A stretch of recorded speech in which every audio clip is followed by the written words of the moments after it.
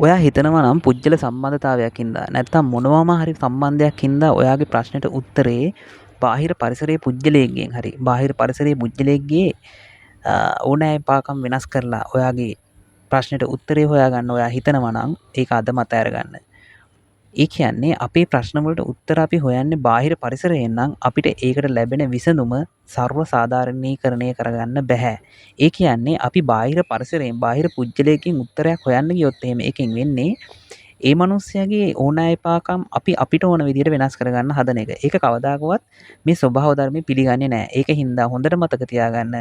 ඔයාට ප්‍රශ්නයක් තියෙනවා නම් ඒ ප්‍රශ්නෙට උත්තරේ තියෙන්නෙත් ඔයා ළඟමයි. ඒ කියන්නේ අපේ මේ මනසෙන් හදන ප්‍රශ්න ගොඩක් තියෙනවා. ඒ ප්‍රශ්න වලින් ඔයාට උත්තරේ හොයාගන්න පුළුවන් වෙන්නේත් මේ මනස හරහාම තමයි. ඒ කියන්නේ අපේ මයින්ඩ් එක හරියට අපිත් එක්ක සෙල්ලම් කරනවා.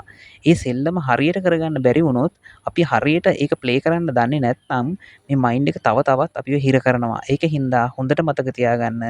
ඔයා ඔයාගේ මයින්ඩ් එක විශ්වාස කරන තාක්කල් ඔයාට හරි උත්තරයක් ඔයාට හම්බ වෙන්නේ නැහැ. ඔයා මයින්ඩ් එක විශ්වාස නොකර මයින්ඩ් එක හැසිරෙන විදිහ අධ්‍යයනය කරන්න. මයින්ඩ් එකට මොනවද මේ ඔයාගේ ප්‍රශ්නෙට මයින්ඩ් එක දෙන උත්තර මොනවද? ඔයාට ඕන උත්තරේ මොකක්ද කියන එක ඔයා හොඳට අඳුරගන්න. හැබැයි මයින්ඩ් එක දෙන උත්තරේ ඔයා ප්‍රතික්ෂේප කරන්න යන්නත් එපා. ඔයා ටික කාලයක් යනකම් මයින්ඩ් එක මොනවද දෙන්නේ? මොන වගේ උත්තරයක්ද ඔයාට දෙන්නේ? මොනවද ඔයාට කරන්න කියන්නේ? මොන වගේ උත්තරයක් හින්දාද ඔයා හිර වෙලා ඉන්නේ? ඒක මයින්ඩ් එකකින්ම ඔයා ප්‍රශ්න කරන්න. ඔයා මයින්ඩ් එකත් එක්ක ජීවත් වෙන්න. මයින්ඩ් එක ප්‍රතික්ෂේප කරන්න යන්නත් එපා. මනස ඔයාට හොඳ උත්තරයක් දෙනවා දවසක. හැබැයි මනසත් එක්ක සුහද වෙන්න ඔයා. ඒ කියන්නේ මනස කතා කරන දේ, මනස කියන දේ හොඳට ඇහුම්කන් දෙන්න. ඒකට උත්තර දෙන්න යන්න එපා. ඒ කියන්නේ ඒකට රියැක්ෂන් කරන්න යන්න එපා ඔයා. ඔයා ඒකට උත්තරයක් දෙන්න, රියැක්ෂන් එකක් දෙන්න ඒ වෙලාවෙම ගියොත් එහෙම ඔයා ඒ කරන්නේ